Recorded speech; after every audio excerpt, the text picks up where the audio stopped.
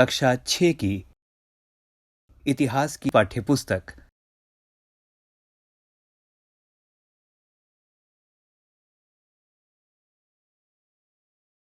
हमारे अतीत, अध्याय 4। क्या बताती हैं हमें किताबें और कब्रें?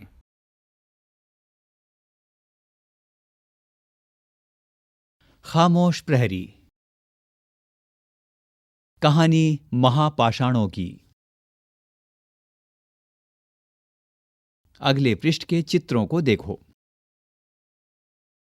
यह शिलाखंड महापाषाण यानी महा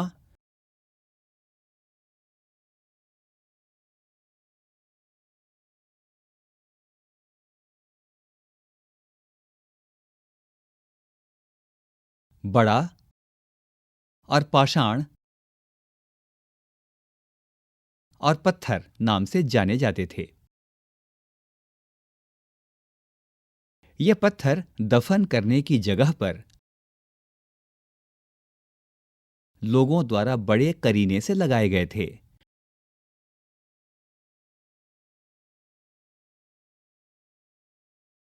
महापाषाण कब्रें बनाने की प्रथा लगभग 3000 वर्ष पहले शुरू हुई। यह प्रथा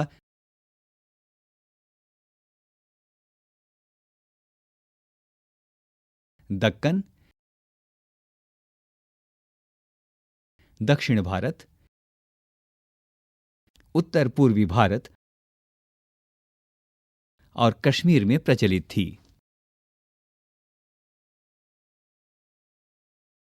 कुछ महत्वपूर्ण महापाषाण पुरास्थल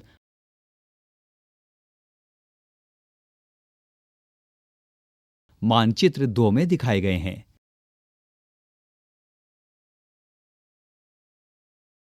कुछ महापाषाण जमीन के ऊपर ही दिख जाते हैं।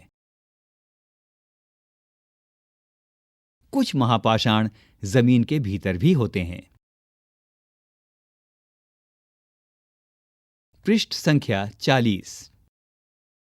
सबसे पहले दिए गए चित्र पर एक चर्चा। यहां एक चित्र दिया गया है। इस तरह के महापाषाण को ताबूत शवाधान सिस्ट कहा जाता है।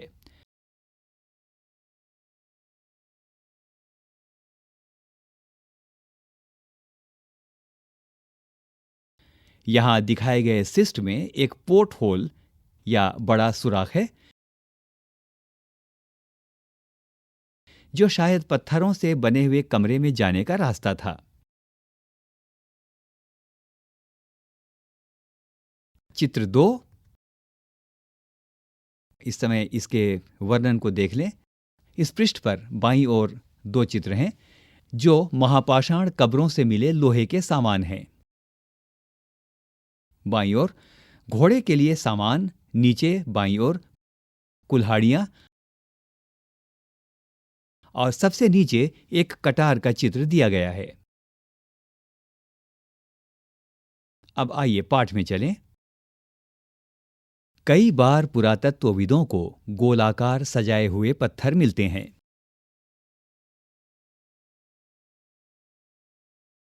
कई बार अकेला खड़ा हुआ पत्थर मिलता है।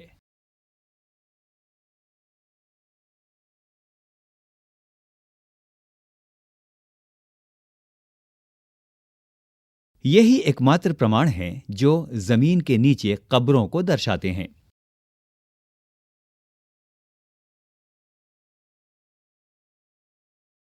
महापाषाणों के निर्माण के लिए लोगों को कई तरह के काम करने पड़ते थे। हमने जो कार्यों की सूची बनाई है उन्हें क्रमबद्ध करो। गड्ढे खोदना, शिलाखंडों को ढो कर लाना, बड़े पत्थरों को तराशना और मरे हुए को दफनाना। इन सब कब्रों में कुछ समानताएं हैं।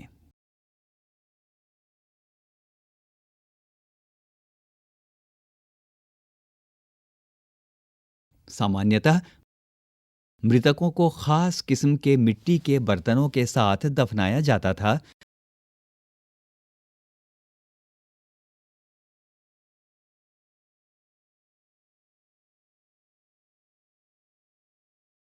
जिन्हें काले लाल मिट्टी के बर्तनों यानी ब्लैक एंड रेड वेयर के नाम से जाना जाता है।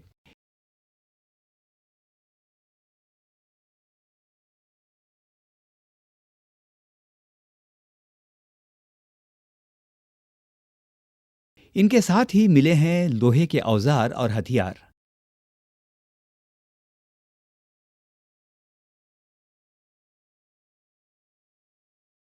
घोड़ों के कंकाल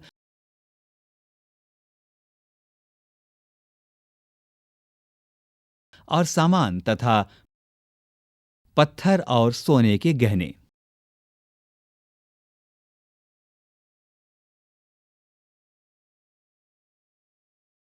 तुम्हारे सोचने के लिए एक प्रश्न, क्या हड़प्पा के शहरों में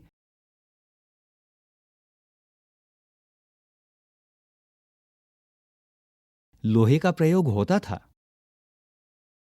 पृष्ठ संख्या 41। लोगों की सामाजिक असमानताओं के बारे में पता करना।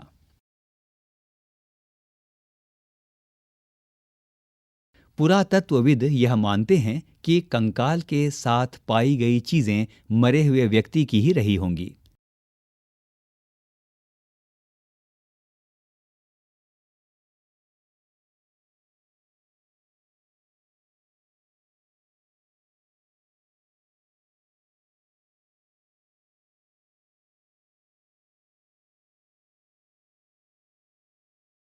कभी कभी एक कब्र की तुलना में दूसरी कब्र में ज्यादा चीजें मिलती हैं।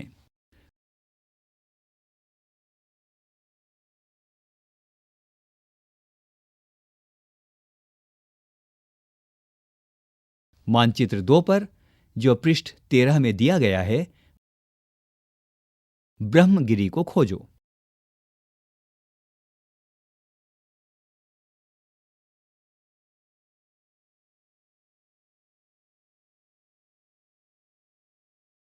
यहां एक व्यक्ति की कब्र में 33 सोने के मनके और शंख पाए गए हैं।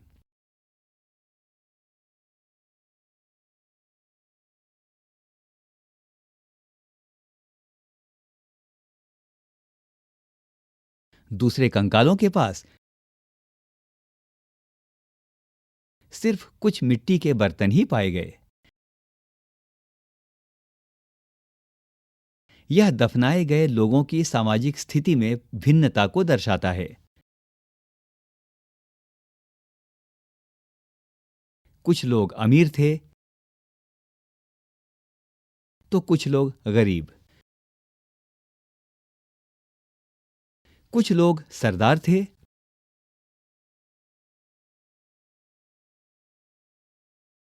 तो दूसरे अनुयायी।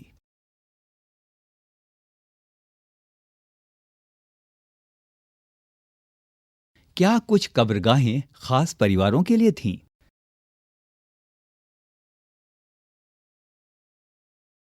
कभी कभी महापाषाणों में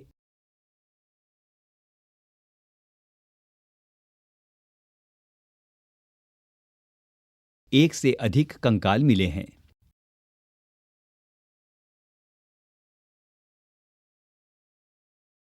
वे यह दर्शाते हैं कि शायद एक ही परिवार के लोगों को एक ही स्थान पर अलग अलग समय पर दफनाया गया था।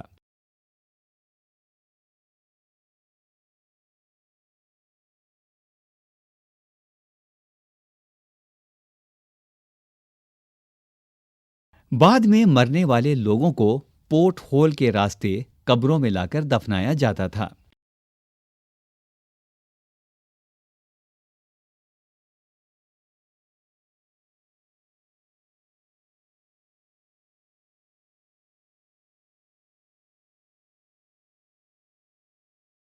ऐसे स्थान पर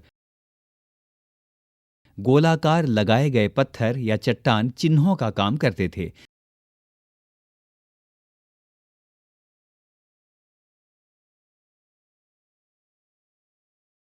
जहां लोग आवश्यकतानुसार शवों को दफनाने दोबारा आ सकते थे।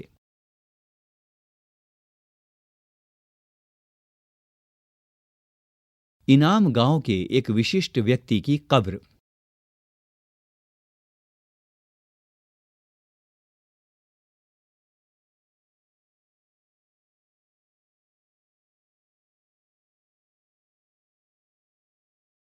मानचित्र 2 में, जो पृष्ठ 13 में दिया गया है,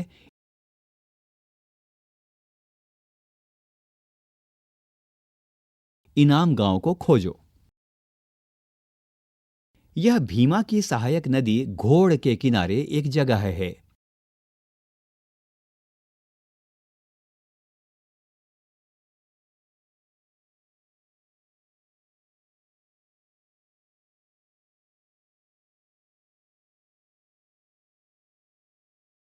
इस जगह पर 3600 से 2700 साल पहले लोग रहते थे।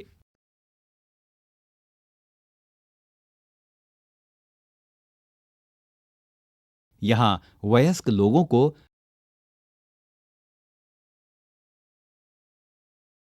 प्रायः गड्ढे में सीधा लिटाकर दफनाया जाता था।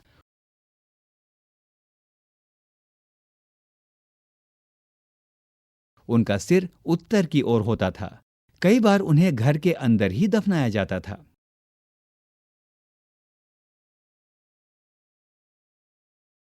ऐसे बर्तन जिनमें शायद खाना और पानी हो, दफनाए गए शव के पास रख दिए जाते थे।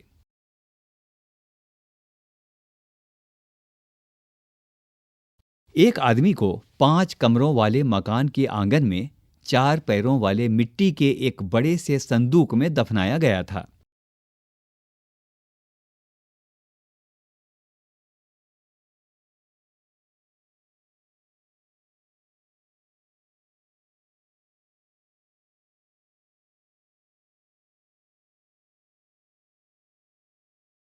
बस्ती के बीच में बसा यह घर गांव के सबसे बड़े घरों में से एक था। इस घर में एक अनाज का गोदाम भी था।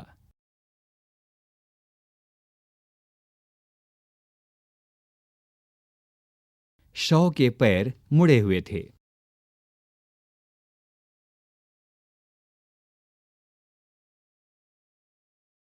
पृष्ठ संख्या 42।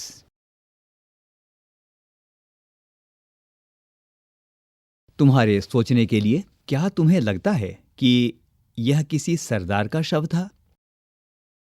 अपने जवाब का कारण बताओ।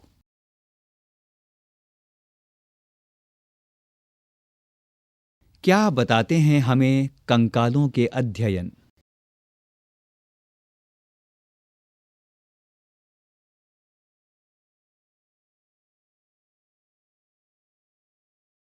छोटे आकार के आधार पर एक बच्चे के कंकाल को आसानी से पहचाना जा सकता है।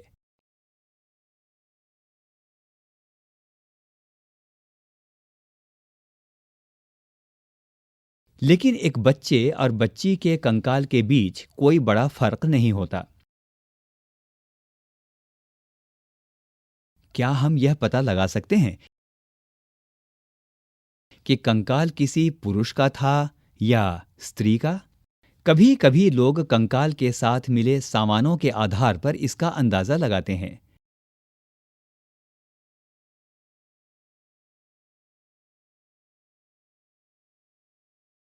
उदाहरण के लिए, यदि कंकाल के साथ गहने मिलते हैं तो कई बार उसे महिला का कंकाल मान लिया जाता है। लेकिन ऐसी समझ के साथ समस्याएं हैं,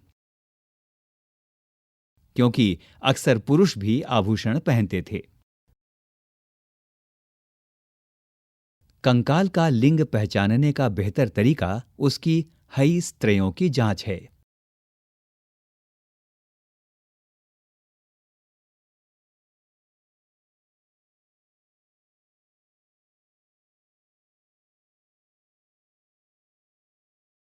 चूंकि महिलाएं बच्चों को जन्म देती हैं, इसीलिए उनका कटी प्रदेश या कूल्हा पुरुषों से ज्यादा बड़ा होता है।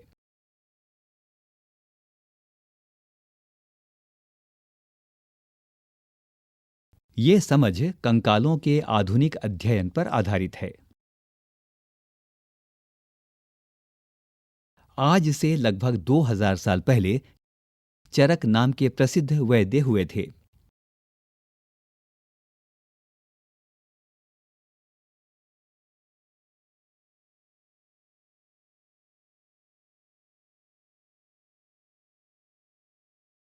उन्होंने चिकित्सा शास्त्र पर चरक संहिता नाम की किताब लिखी।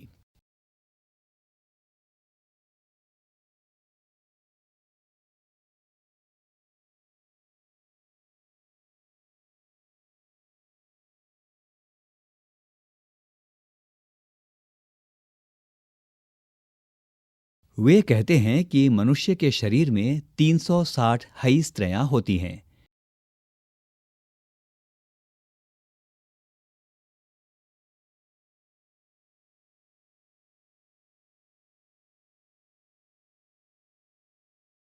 यह आधुनिक शरीर रचना विज्ञान की 206 हई स्त्रियों से काफी ज्यादा है।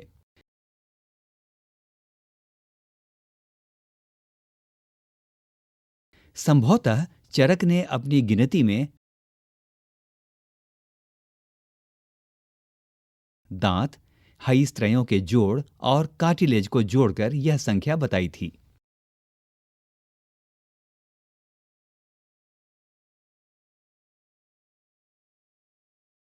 तुम्हारे लिए कुछ करने को। जरा सोचो, तुम्हारे अनुसार शरीर के बारे में उन्होंने इतनी विस्तृत जानकारी कैसे इकट्ठा की होगी?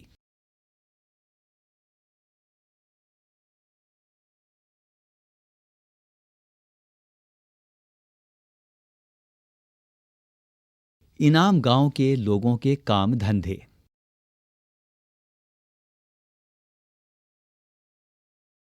इनाम गांव में पुरातत्वविदों को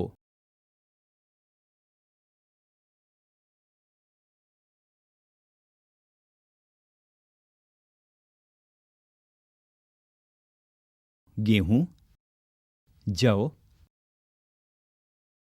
चावल, दाल, बाजरा, मटर और तिल के बीज मिले हैं। कई जानवरों की हड्डियां भी मिली हैं।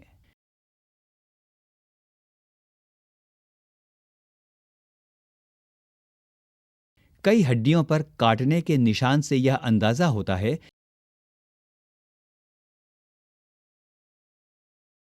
कि लोग इन्हें खाते होंगे। गाय, बैल, भैंस, बकरी, भेड़, कुत्ता, घोड़ा, गधा, सूअर, सांभर, चितकबरा, हिरण, कृष्णमृग, खरहा, नेवला, चिड़िया, घड़ियाल, कछुआ, केकड़ा और मछली की हड्डियां भी पाई गई हैं।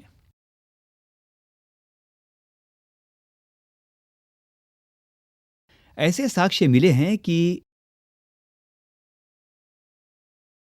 बेर, आंवला, जामुन, खजूर और कई तरह की रस भरियां एकत्र की जाती थीं। पृष्ठ संख्या 43। इस प्रमाण के आधार पर इनाम गांव के लोगों के काम धंधों की एक सूची बनाओ।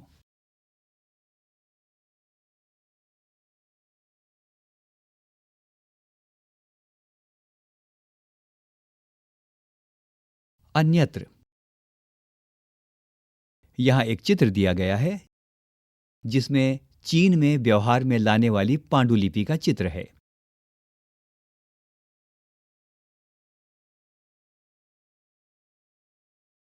एटलस में चीन को देखो।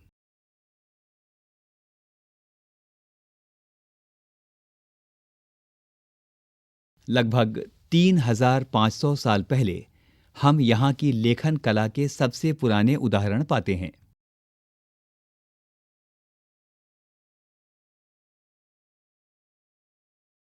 यह जानवरों की हड्डियों पर लिखा गया था।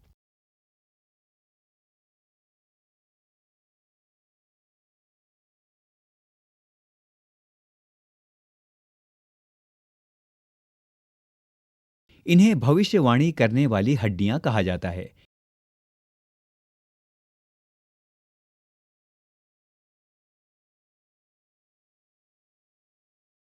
क्योंकि यह मान्यता थी कि ये भविष्य बताती हैं।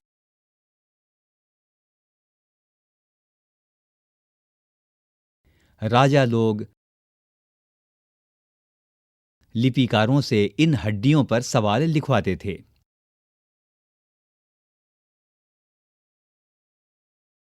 जैसे, क्या वे युद्ध जीतेंगे?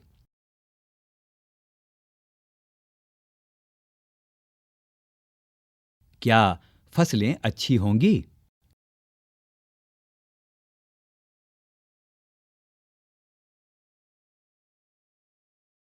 या फिर क्या उन्हें पुत्र होंगे?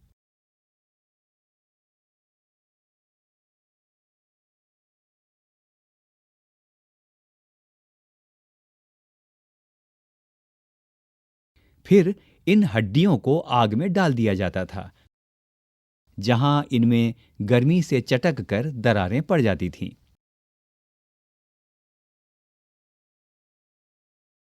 भविष्यवक्ता इन दरारों को बड़े ध्यान से देखकर भविष्यवाणी करने की कोशिश करते थे। जैसा शायद तुम भी सोच रही होगी, ये भविष्यवक्ता कभी-कभी गलती भी करते थे। ये राजा शहरों में महल बनाकर रहते थे। उन्होंने बेशुमार दौलत इकट्ठी कर ली थी, जिनमें बड़े-बड़े नक्काशी किए हुए कांसे के बर्तन भी शामिल थे।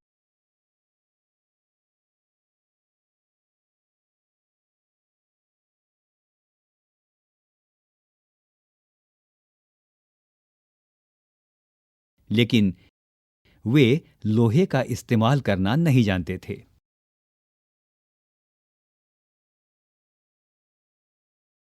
ऋग्वेद के राजा और इन राजाओं के बीच कोई फर्क बताओ।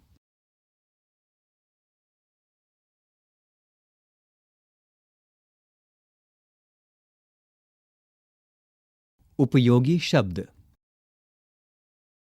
इस पाठ में दिए गए उपयोगी शब्दों की सूची। वेद, प्रार्थना, भाषा, रथ, यज्ञ, राजा,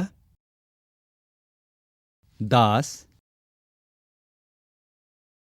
महापाषाण, कब्र, कंकाल,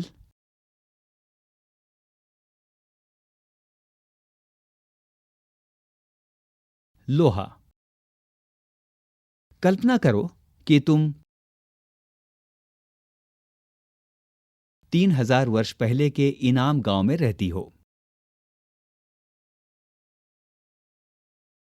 पिछली रात सरदार की मृत्यु हो गई। आज तुम्हारे माता पिता दफन की तैयारी कर रहे हैं।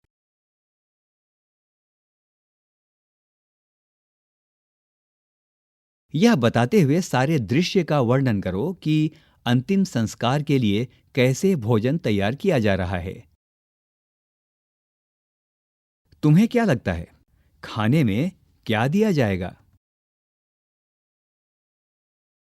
पृष्ठ संख्या 44। सबसे पहले कुछ महत्वपूर्ण तिथियां।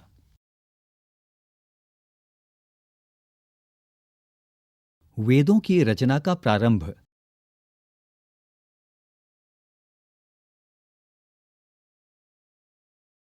लगभग 3500 साल पहले। महापाषाणों के निर्माण की शुरुआत लगभग 3000 साल पहले। इनाम गांव में कृषकों का निवास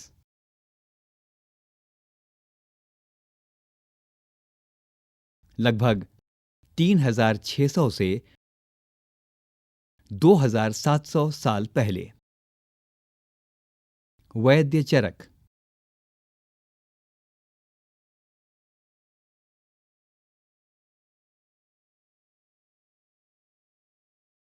लगभग 2000 साल पहले।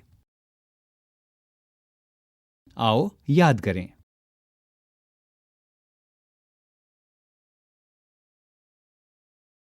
यहां कुछ शब्द दिए गए हैं। इन शब्दों को आपके लिए प्रस्तुत करेंगे और उसके बाद वो वाक्य दिए गए हैं जिन्हें आपको इनके साथ सुमेल करना है। सूक्त, रथ, यज्ञ, दास, महापाषाण। इन शब्दों को आपको इन शब्दों के साथ सुमेल करना है। सजाए गए पत्थर, अनुष्ठान, अच्छी तरह से बोला गया, युद्ध में प्रयोग किया जाता था, गुलाम।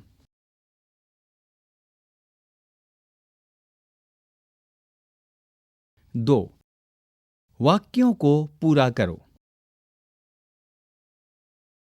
क खाली स्थान के लिए दासों का इस्तेमाल किया जाता था। ख खाली स्थान में महापाषाण पाए जाते हैं। ग जमीन पर गोले में लगाए गए पत्थर या चट्टान खाली स्थान का काम करते थे। घ पोर्ट होल का इस्तेमाल खाली स्थान के लिए होता था। अंग इनाम गांव के लोग खाली स्थान खाते थे। आओ चर्चा करें। 3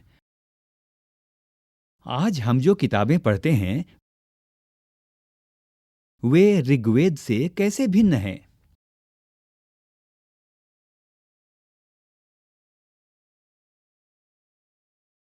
4 पुरातत्वविद कब्रों में दफनाए गए लोगों के बीच सामाजिक अंतर का पता कैसे लगाते हैं?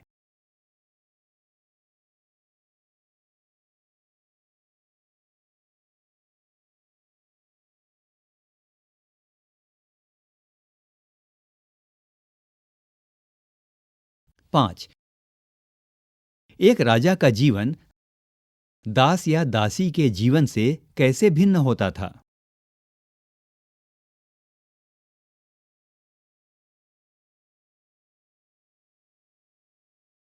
पृष्ठ संख्या 45। आओ करके देखें। 6 पता करो कि तुम्हारे विद्यालय के पुस्तकालय में धर्म के विषय पर किताबें हैं या नहीं।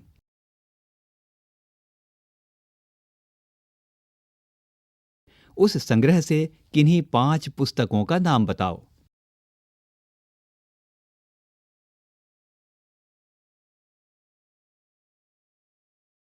7 एक याद की हुई कविता या गीत लिखो।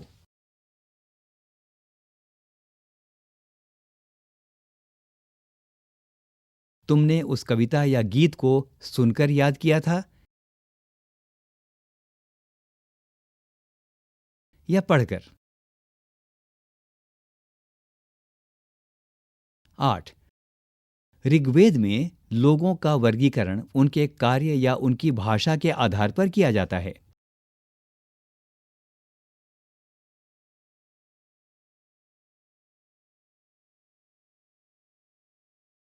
यहां एक तालिका दी गई है। इस तालिका में तुम 6 परिचित लोगों के नाम भरो। उनमें 3 पुरुष और 3 महिला होने चाहिए। प्रत्येक का पेशा और भाषा लिखो। क्या तुम उस विवरण में कुछ और जोड़ना चाहोगी? यहां एक सारिणी दी गई है और जिसके 4 भाग हैं और उनके भागों के शीर्षक को इस समय मैं पढ़ देता हूं। नाम, कार्य, भाषा, अन्य।